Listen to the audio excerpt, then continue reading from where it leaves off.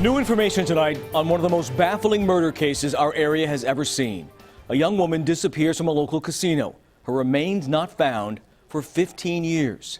3 months ago, they were discovered deep in the yard that once belonged to her killer.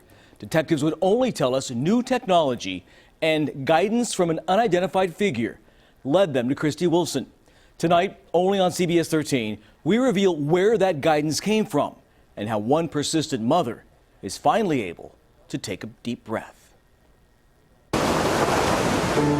Debbie Boyd's quiet reflection at sea has finally brought with it a sigh as deep as the ocean blue. 15 years after her daughter disappeared after leaving Thunder Valley Casino in Placer County with a man who would later be convicted of killing her, Christy Wilson's mother has the answers she's been longing for. Where did Mario Garcia put her daughter's body? I never lost hope.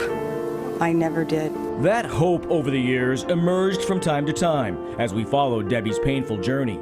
Every set of unexplained bones found anywhere in the area where Christy was last seen exposed the unhealed scab of uncertainty. You know, it brings up a lot of emotions, and you sit on pins and needles waiting for identification of the remains. And the answer to the question, is this the day we will finally get closure? Was always the same until this last summer. Today I have the peace that we are so deserving of as a family and that I know Christy would want us to have. That peace didn't arrive in a phone call or a text. It was a knock on Debbie's Scottsdale, Arizona home one warm August night. Placer County detectives who worked countless hours on Christy's case packed a bag and came here to hop on a plane. They wanted to tell Debbie in person. I'm standing in front of my door in Scottsdale, Arizona. I was kind of just in a fog, like, what are you doing here? And I went, oh my gosh, did you find her? And they shook their head yes. And with that, I think I went into shock a bit. And I kept asking them, are you sure? Are you absolutely sure? And they said, yes, we are. We're absolutely sure. Dental records would confirm it was Christy. The weight built up over the years had been lifted. Searching for Christy was, one of the investigators said, was like looking for a needle in a haystack. They would reveal where that needle was found, but not how. Only telling us new technology was brought in to this property in Auburn, where Garcia lived with his wife and 2 sons during the time of Christy's disappearance.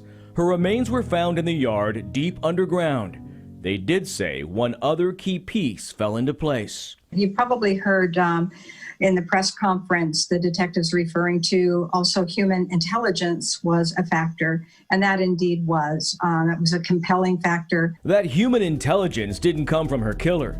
For years, he refused to cooperate. A letter I sent to prisoner Mario Garcia back in 2017, asking if he would ever reveal where he put Christy's body, brought nothing but a strong denial.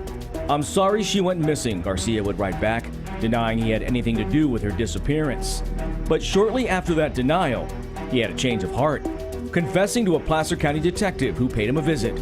That confession prompted someone who knew him very well to finally come forward. There was somebody that had recalled Garcia's behavior right about the time that Christy went missing, and it was somebody in their family. Mario Garcia's son, Chris, contacted law enforcement, telling them his father had been acting odd in the days after Christy went missing, spending hours on his tractor in the yard, digging and digging. Chris, who was 19 at the time, led detectives to 2 spots on the sprawling 4.5-acre plot, telling them, this is where you need to look. They did, bringing in ground-penetrating radar, along with a team of anthropologists. And 15 years after she was last seen alive, they found Christy's remains. Everything came together. I mean, that was a very solid lead and just pinpointed exactly where Christy was. I guess he got to a point where he felt it was necessary to share what he had, I guess, really had been on his mind for quite some time and really bothered him.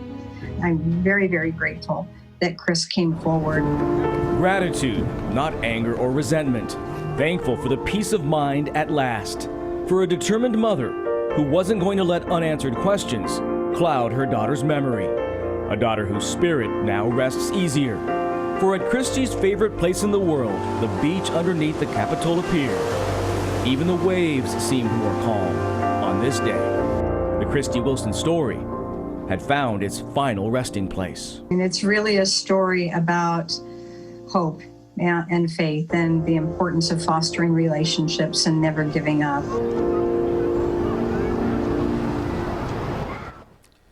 Mario Garcia's son, Chris, is now 35 years old. I tried to contact him, but he never responded.